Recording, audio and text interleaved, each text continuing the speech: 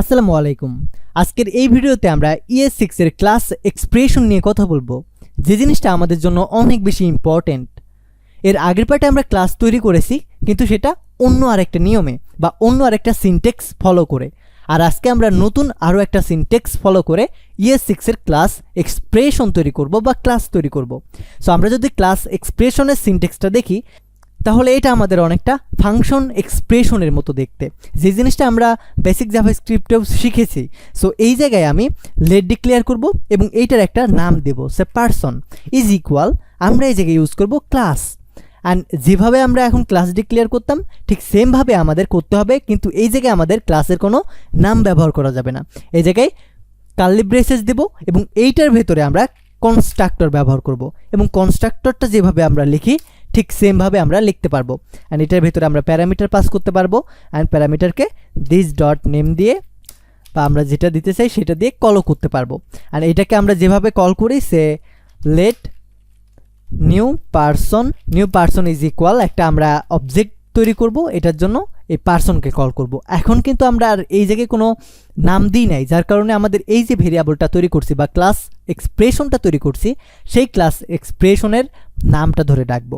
So person, দেন এইটার পরে just পারসনের একটা আমি প্যারামিটার বা আর্গুমেন্ট পাস করব। সো এইটার ভেতরে জাস্ট নেম দিয়ে দিলাম হাবলু প্রোগ্রামার, দ্যাটস ইট।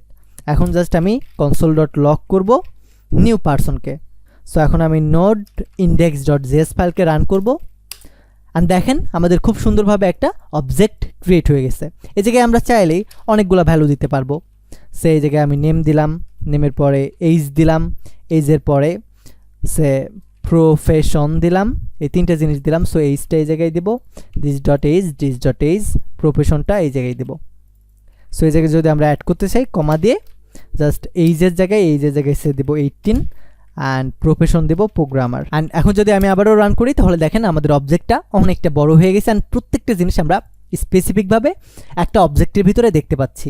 আর এই জিনিসটাকে যদি আমরা স্পেসিফিকভাবে একটা নামকে দেখতে চাই বা এইজকে দেখতে চাই, মানে স্পেসিফিক একটা প্রপার্টিকে যদি আমরা দেখতে চাই, তাহলে নিউ পারসন ডট আমরা যে প্রপার্টিকে দেখতে চাই সেটাকে জাস্ট কল করব, দ্যাটস ইট। এতটুকু হলে আমাদের জাস্ট ওই প্রপার্টির যে ভ্যালুটা ওইটাই দেখাবে।